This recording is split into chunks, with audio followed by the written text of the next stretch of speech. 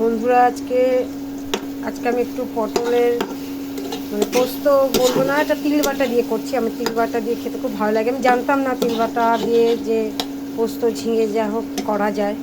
তো এটা আমি বিয়ের পরে এদের বাড়িতে এসে শিখেছি। আমার বর আমাকে শিখিয়েছে, কারণ আমার তো শাশুড়ি নেই। তো আমাকে যা শিখিয়েছে, আমি যতটুকু শিখেছি বরের কাছ থেকে শিখেছি।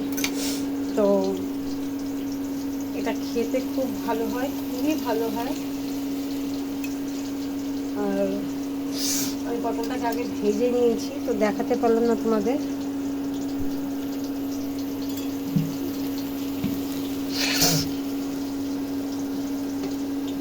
তো এবার একটু নেড়ে নেব, জল দেব, একদম ভাজা ভাজা হয়ে যাবে। আমি তেল কম দিয়েই করি খাবারটাকে, যেহেতু ছাঁকা তেলে ভেজেছি সেহেতু আমি তেলটা একটু মানে কমই দিলাম, আর দিলাম না এখন আর তেল। চলো একটু জল দিয়ে দিই, একটু বাড়িয়ে দিলাম, কারণ জলটা একটুখানি দিলাম।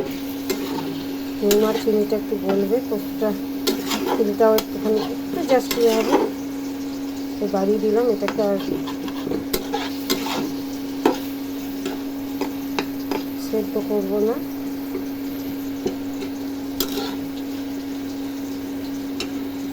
চলো, প্রায় হয়ে গেছে। এবার এর উপর আমি একটু পোস্ত ছিটিয়ে দেবো।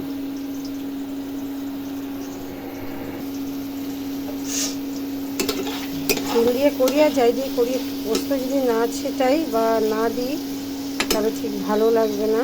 তো পোস্তটা যখন মুখে পড়বে অল্পই দেবো, তো অল্প না অনেকটাই দিয়েছি।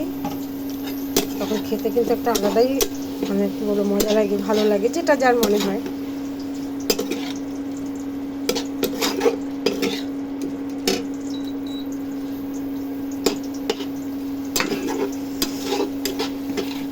হলুদ দিইনি পোস্ততে, কারণ মাকেও দেখেছি হলুদ দিত না, মা পোস্তটা সাদাই করতো। তো সর্ষের তেলে ভেজেছি বলে একটু হলুদ হলুদ হয়েছে। আর যে কোনো জিনিস, পোস্ত বলুন মাছ বলুন, সর্ষের তেলে খেতে টেস্টই আলাদা। কারণ লুচি ভাজাভাজি সাদা তেলেই ভালো লাগে, কিন্তু রান্নাটা সর্ষের তেলে খেতেই ভালো লাগে। তো আমি সাদা তেলেই করি। তো কিছু জিনিস আছে আমার যেগুলো আমি সর্ষের তেলে খেতেই ভালোবাসি। তো চলো, আমার পটলটা হয়ে গেছে, আমি নামিয়ে নেবো।